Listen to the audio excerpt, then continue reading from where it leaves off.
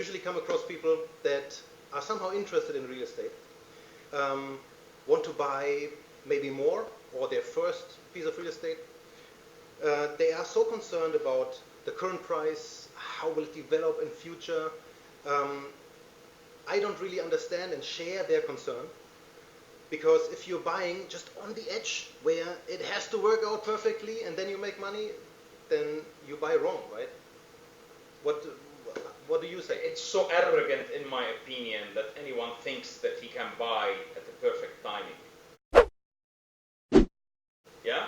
We agreed, we discussed this 100 times before. No one can time the market to that level. Yes, we can generally time the market. And yes, we can, in general, understand when is an acceptable time to buy and when is a ridiculous time to buy. And a ridiculous time to buy is after a spree of greed, which regularly happens after a tremendous growth. That's the time where it's very high risk, and you may be nearing at that time the ultimate wrong time, which is the peak of the market. You may be, you may not. We talked about it before as well. In the US stock market, they've been saying since 2 to 3 years now that it will crash. And it did around 280% growth at that time. So it didn't crash, and if anyone believed it and sat on the sides at that time, most probably he would be crying today because it lost 280% of probably growth. Yeah, in 2-3 years, which has not happened in 10 years before that. Yep. So, in my opinion, you cannot time the market.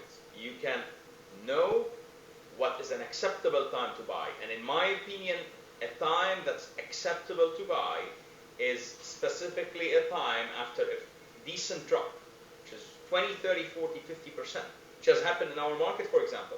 It hasn't in others. So people currently are asking, there are several markets that have dropped by 5 to 10%, like the Lebanese market. Shall I buy there? In my opinion, you shouldn't. Today, you shouldn't. Because you may be doing the time which is the time exactly after the perfectly wrong time. It has just started slipping.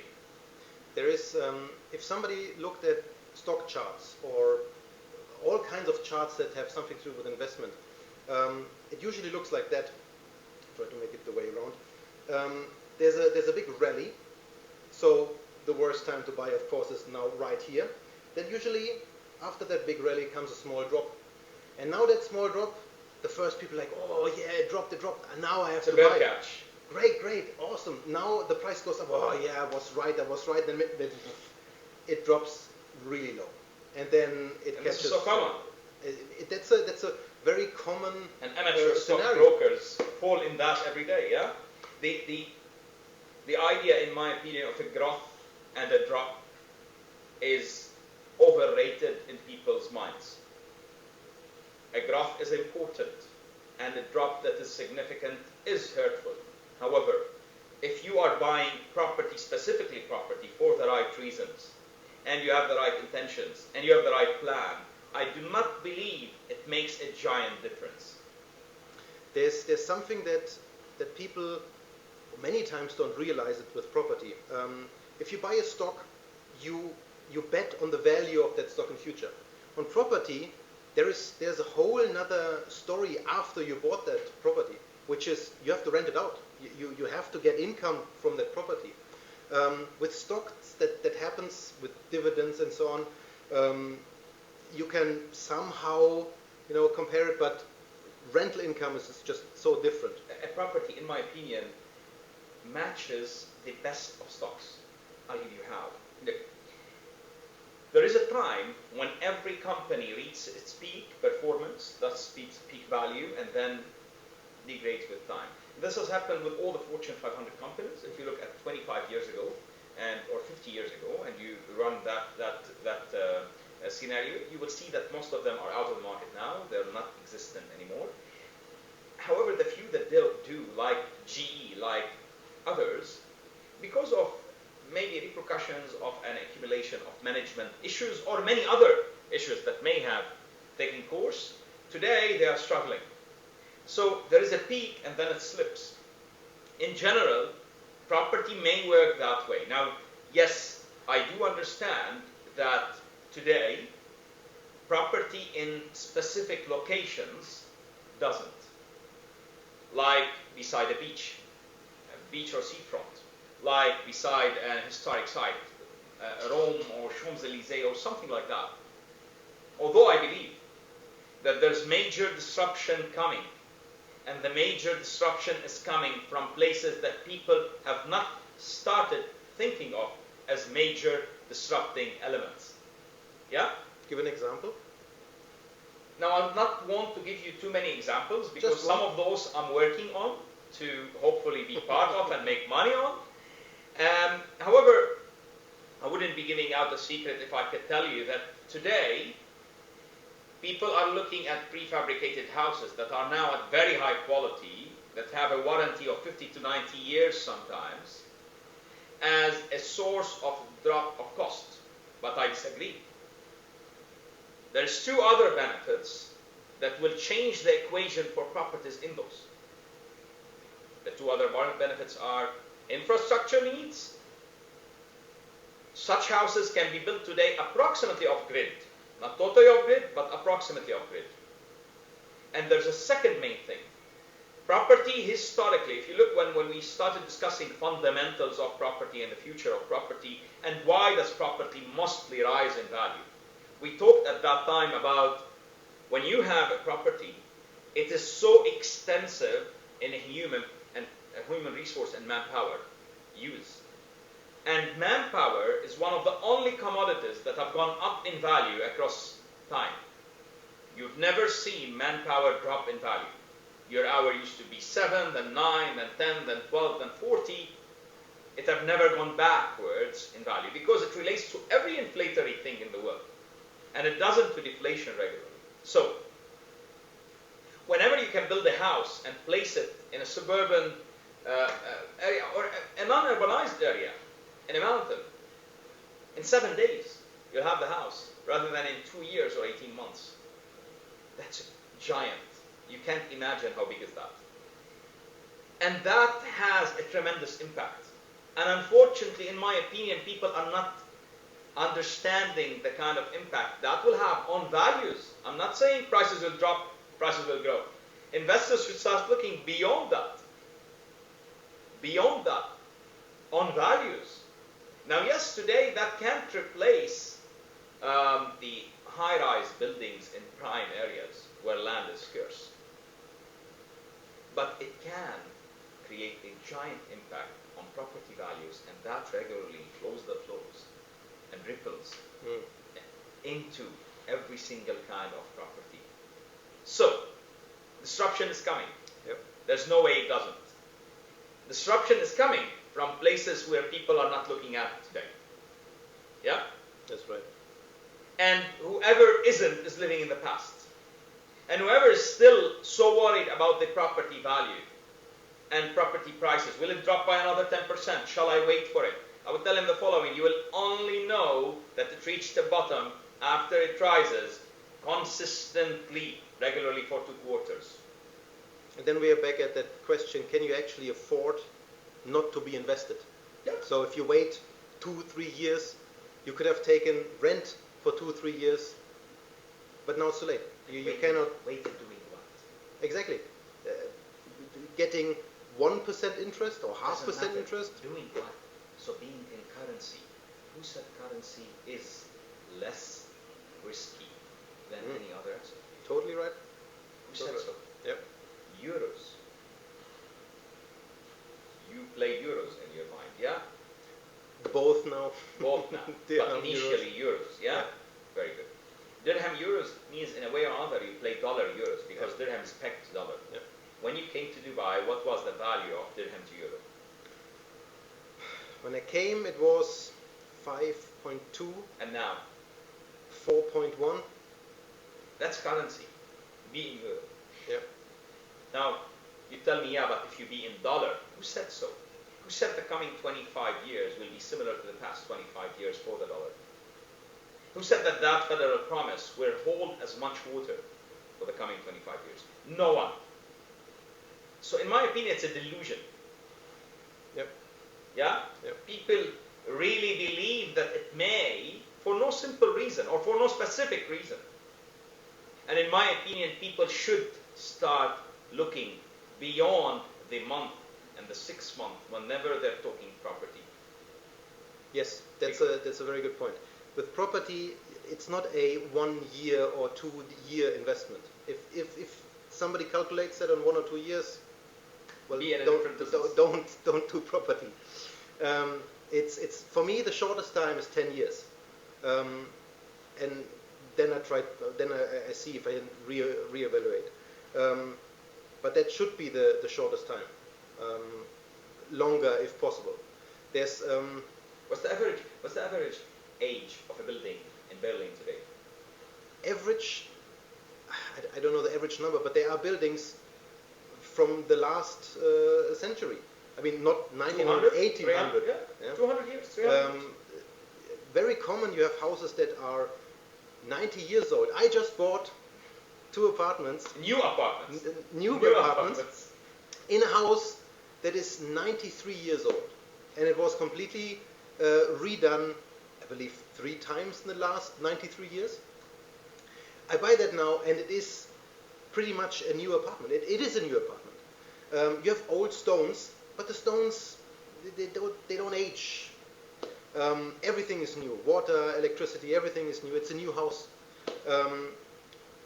So houses are just long-term investments. Interesting thing in Germany that happens, the church in Germany is one of the biggest holders of real estate in Germany, which is super interesting. And for them, that's centuries of planning. They don't plan on 10 years, 20 years. It's called Erbpacht. So you, as an owner of a house, you rent the plot from the church.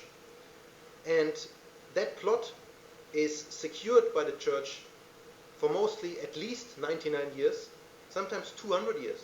That's the time frame they work with. So that's pretty extreme, but it's a long-term business. And not only is it a long-term business, I don't believe anyone who is currently in anything but trading that commodity or asset, whatever the asset or commodity is, should be trying to time the market to that level. Yes, you should have an understanding of the market, but do not try to time the market at that level. It's similar to you as a non-race car driver. You're not a professional race car driver, and you're trying to drift and really get so near to a wall or to an obstacle or an object of 3 to 5 centimeters. You would most probably kill yourself.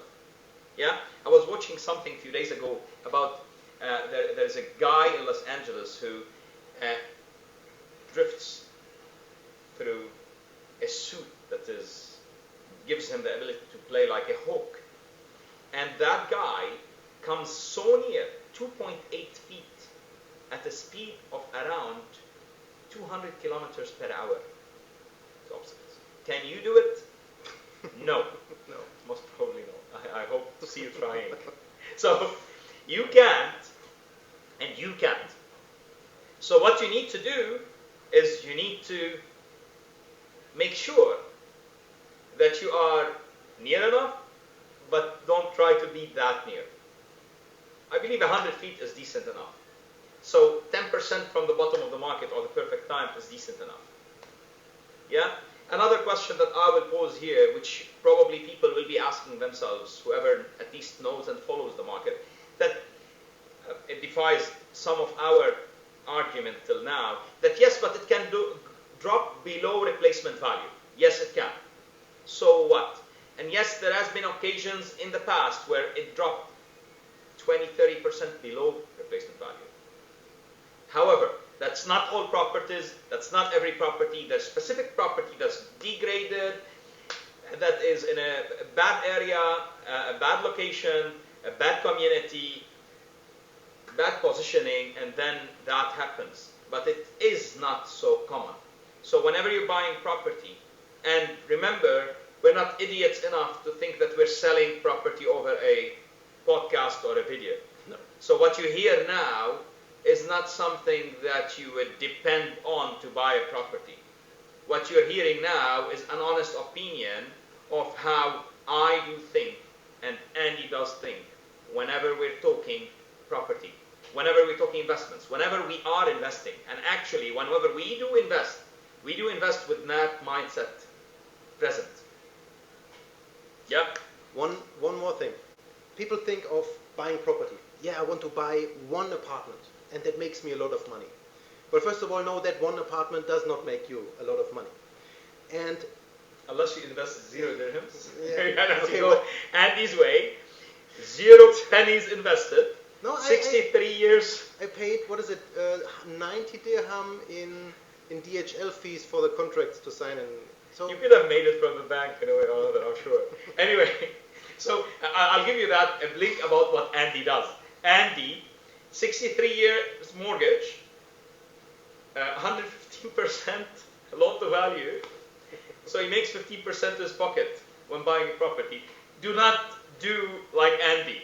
So do not try to be... Not at the start. You can't do like Andy regardless, unless you're German and buying property in Frankfurt. So, so when you're buying property, yes, it won't make you a millionaire overnight. Exactly. On top of that is, why one property? Why just one? Do you, if you prepare a dish, do you just have one piece of food that you eat?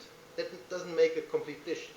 You have a piece of protein like meat, some vegetables, maybe some bread with it or whatever. He doesn't know that the man sitting in front of him, you know that I only eat or enjoy one kind at a time. So I don't drink with food. Okay, well that's then maybe a bad. Yeah, exactly. Example. You have the bad companion here. But generally, okay. Maybe normal people. This is what he's talking about. Generally, you combine some foods, right? So why would you buy one single piece of property? You should have multiple pieces. If that one piece of property is vacant, so you don't receive any rental income, then 100% of your portfolio is vacant. How terrible. If you have 10 and one is vacant, 10%. Yes, it hurts, but not as much. If you have one property in, let's say, one market, one area, and that rises in value, great.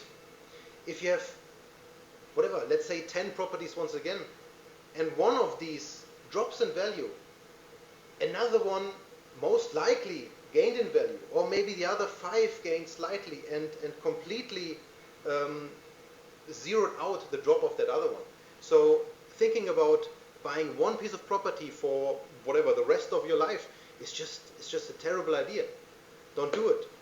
And then on top of that, food once again. You don't order in a restaurant 3 steaks on a plate. You order a plate with a steak and some vegetable, maybe some bread, maybe something to drink. So property works the same way. You don't only buy one studio apartment and then say, oh, that worked out great, let me buy 15 more studio apartments. And then think that works now. Same building. In the same building, exactly. Look, it may work for a short run. Yeah. There is, and it may work greatly. It may work better. However, would you take the risk? No. Would you take the risk and approach your investments that way? Is it wise? Not really. Again, you remember when we were talking about when HSBC wants to, or any other bank, wants to build a portfolio. They have a fund and they want to allocate that money into the market. Do they do an immediate entry? No. They don't get 100 million dirhams, wait for the perfect time and say, August 13, 9:38 in the morning, just go into the market, because that's the perfect time. Not really. What they do is step entry. They enter over a period of time. Second, they leverage. Third, what they do, and they do well, is they choose diversified portfolios. And yes, there is funds that are funds related to residential, another related to commercial, another related to mixed-use properties. However, in general, diversification within a fund or a general pool of funds is needed, because diversification allows you to benefit from different moves in the market at different times, and from how the market moves as a trend between different sectors of the market. That's within property. Now, nobody have told you to put all your money in property. Your money should be diversified. But one of the best assets to be in,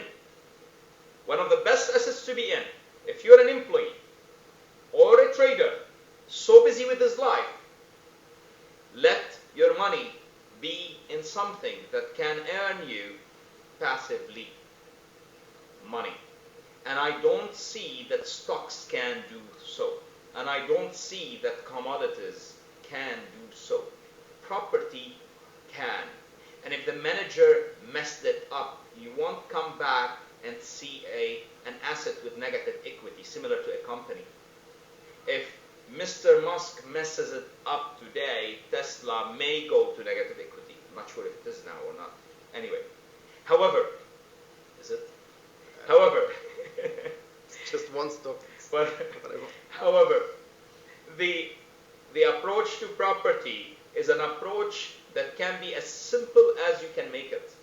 Remember, buying a property, getting the 6%, sleeping over it is not the target. The target is that you create a portfolio. Regardless how much money you do have, create a portfolio of meaningful assets that sit good together. Diversify if you can per country, per city, per sector, per segment. And that's how you build a proper portfolio that can support you for years to come and support itself. And then you're growing wealth. And as I say, all wealth either starts in property or ends in property. You can be Carlos Slim. He did it in telecommunication. But if he wants to invest $1 billion today, where would he go? Property. Most probably property, because a tower in New York can be that or much more, or a tower in downtown Dubai. And then he buys that property, and simpler to run, simpler to manage, and less risk. That's how you should invest, in my opinion. Totally right. To give an example there, let's say 2013, 2014, the peak of the Dubai market. Second peak. Second peak, sure. Third peak. Yeah, So well, one of those peaks. One of the big peaks. Let's say you entered in that time because you were greedy and you said, "Oh, the market goes up, I buy now." And you would have bought, let's say in Germany, at the exact same time. And it was 50-50. Yeah? Now then, the Dubai market crashed. Germany market did not had He's trying to sell you Germany, don't guys. Don't fall for that. Just telling you. Don't fall for any that. other country that went up in the last few years. Like Germany. Like Germany. So he's trying to sell you Germany again. Don't fall for that. So imagine how painful it is if you only bought in Dubai. Yes, now you lost a lot of value of your properties. You should not be in a really bad position now if you did it right. But imagine how comfortable you are if you then had invested in another country that had a little bit of a rally at the same time. Now suddenly you are very comfortable again. Not only that, cash flow is one of the big things with property. Invest in a stock, you have maybe some dividends payout, yes, maybe 2, 3, 4, 5%. In real estate, my cash flow at the moment on my little portfolio that I have is 22%, and that's not even that great of a cash flow. So it beats all stocks and all dividends funds and all of that. But back to the two different markets, diversification, super important. Within a market and different markets. However, if you don't understand a sector, do not go there. And whenever you're trying to invest in anything related to property, make sure that you understand the laws, your rights, so that you don't fall into, there's too many pitfalls in our business that you can fall in. If you're going to Berlin and you don't understand, and some people did that, yeah, they bought buildings. When we started doing Berlin a few years ago, Germany in general a few years ago, we started first researching what are the laws, regulations, rules. Is it a pro-buyer or pro-owner, or is it a pro-tenant? And we found it super pro-tenant. And for you, if you buy a building and they convince you buy a building and then we'll vacate it for you and refurbish it for you, my friend, vacating it for you may cost 200 to a million euros maybe. And this have happened while we are doing it before. And then if you have accumulated or assumed that in your budget, within your plan, then you're okay. If you haven't, you're in trouble. So buy for the right reasons. 7 to 10 years is a decent amount of time to have enough visibility. Do not worry every day about what's happening with your property value. Consider your property a business. If you own a business, do you wake up every day and ask your accounting team to give you a valuation of your business that day to see your net worth? Not really. You don't. Consider your property similar. Yeah? Your business can go somewhere. Your property can most of the time. So, a property is something you can insure. Please do insure. Again, property insurance, by the way, this is something that you should talk about extensively. Because specifically in our market, there is a very low percentage of people who do insure their property.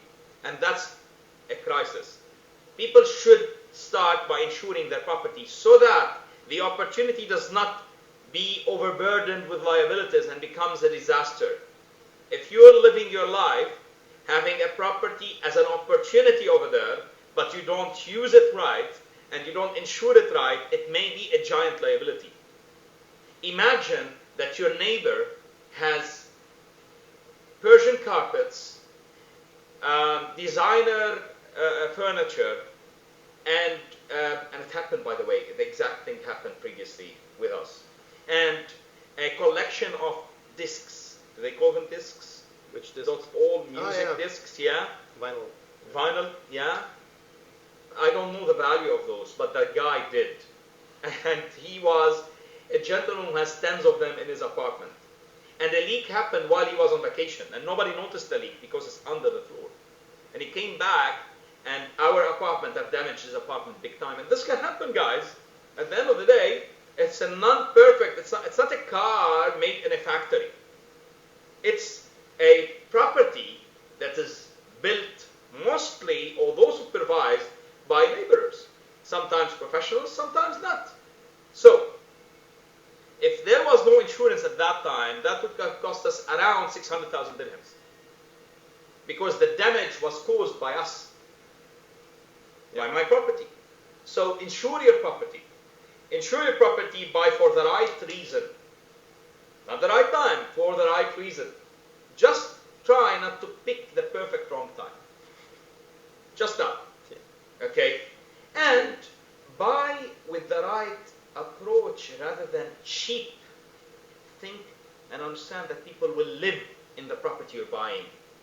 Cheap is cheap for a reason. Anything cheap is cheap for a reason. If you go to a doctor and the doctor charges very little, unless he's doing philanthropy, most of the time, cheap for a reason. Yeah? So make sure that you go for the right kind of property at the right time. Insure it well. Pricing of the property you buy is very important. Try not to buy a property that is overpriced. Many people do. Property is one of the very few asset classes that you can negotiate the value of. I'm sure you can negotiate the value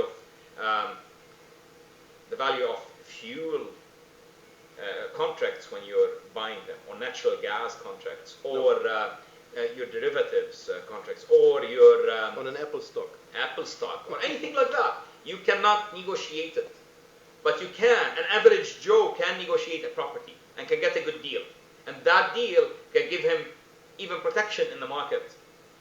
And then it can drop below that. So what? Will it ever rise again? Most probably it will. Yeah? Yep. Most probably it will. Definitely. To the point, cheap property or expensive property. I hear that many times from Germans about the German market. Yeah, but it's so expensive now. Houses and properties in general are so expensive. Where?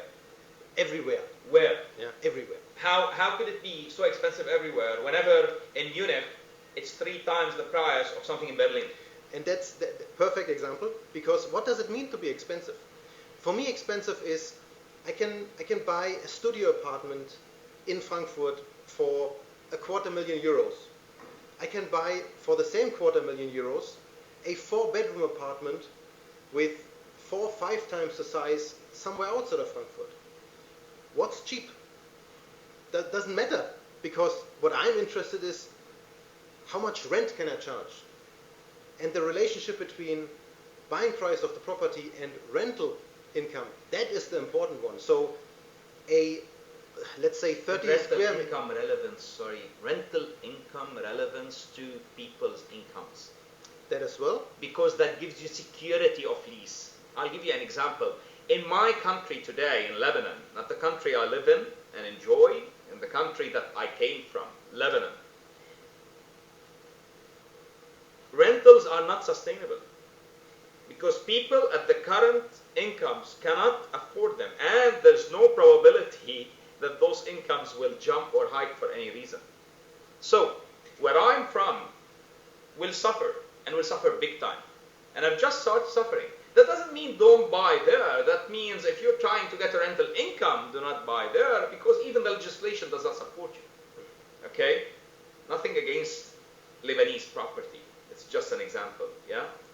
Whenever you're coming to a market like Dubai, where it's more vibrant, it's more liquid in general, and that doesn't apply to every property and doesn't apply to all times, by the way. However, when you buy a property here, you have more visibility onto the property's income. Whenever you buy a property in Germany, you have more stability on the kind of income you get, because people's incomes do not swing up and down big time, and the population doesn't also swing up and down. It grows nicely. In Germany, another point is my properties are usually rented out on a 2-year contract. So in Dubai, a 2-year contract happens almost never. It's maximum. Rarely, yeah. So there's differences, but also there's differences in rental yield. So in Germany, if you say in one of the big cities, if you are at 3.5%, 4%, then you're doing well already. There's some people that say if you have 1% of rental yield in Berlin, then you're average, which is like funny for me. Rental yield in Dubai, what do you say? What can you expect? Look, 5 to 10, depending on what are you buying and where and how much you buy it for. 5 to 10, which is very lucrative. You can't see that in Europe. Yep. And the question that I was asked this question around 6 years ago, and I've written about it, so you can go ahead and read it.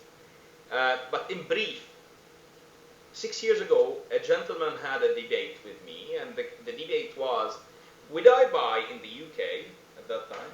Yes, in the UK. And he was getting around 2.5% return. Or would I buy in Dubai, and I'm getting at that time 9%. Those are the 2 options he was looking to buy. And the debate took place, and in my opinion, would you buy a property that will earn you 9% a year for 10 years and then has the possibility of dropping by 50%? Maybe. Although the market is changing in Dubai and the future of the market is not like the past of the market. Just keep that in mind. The market, the kind of time frame it takes now for a whole cycle to happen is way bigger than it used to be in the past, because the market is nearing maturity. However, and we can talk about the prices, by the way, and we can understand that price drops in Dubai now are healthy and are good and are wanted, and I believe the government wants that because it's good for the city, because it will make the city so competitive.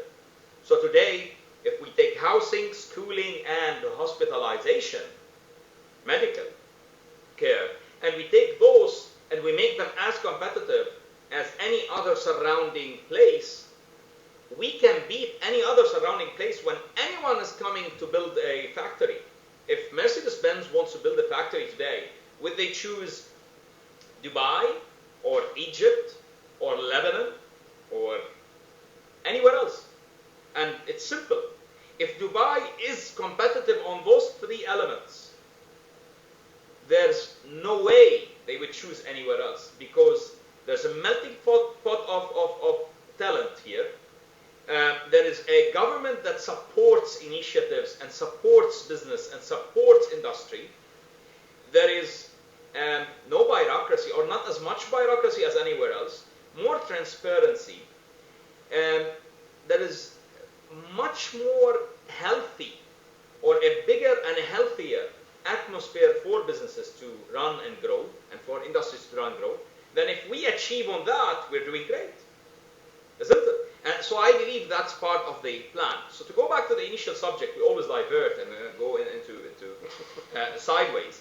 However, to go back to the initial subject, whenever you are in a property market like Berlin today, or like Frankfurt today, or wherever you are, and you make 3% return, and you make that 3% over 10 years, cumulative, let's say that's 30%, 34, 36, 38, whatever it is, you take that money and you say that the market there can drop by a maximum of 20%.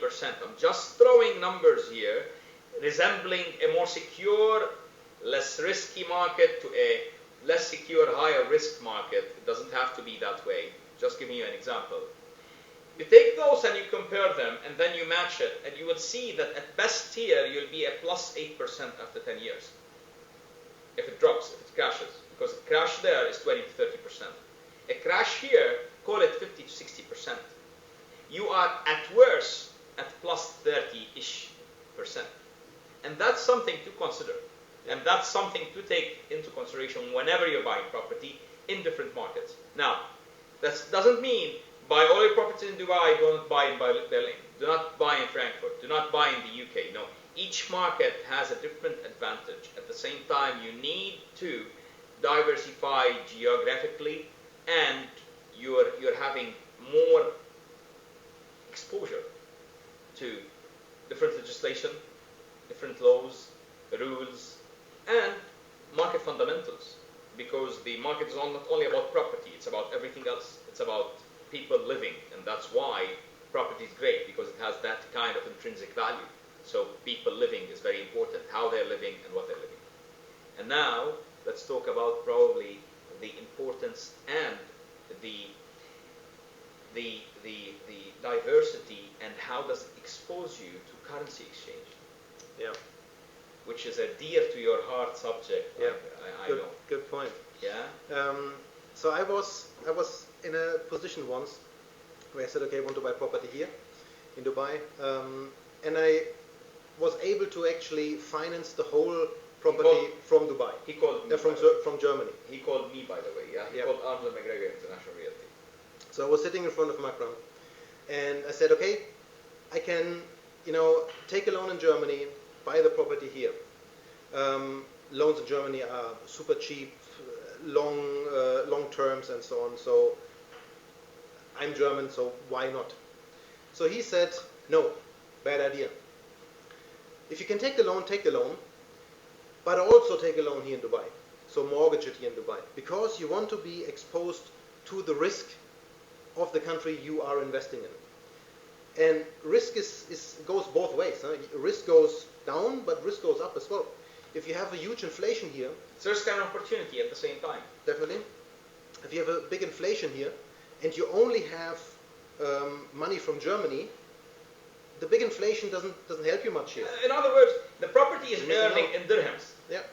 If it's paying in euros, it doesn't mean that it's to your advantage. Sometimes it's against you. Yeah. So if it's earning in dirhams, similar to if you are earning in dirhams and you took a personal loan, it's better that you take a personal loan in dirhams, in the currency you're in. Correct. Unless you're in Lebanon, take a Lebanese lira.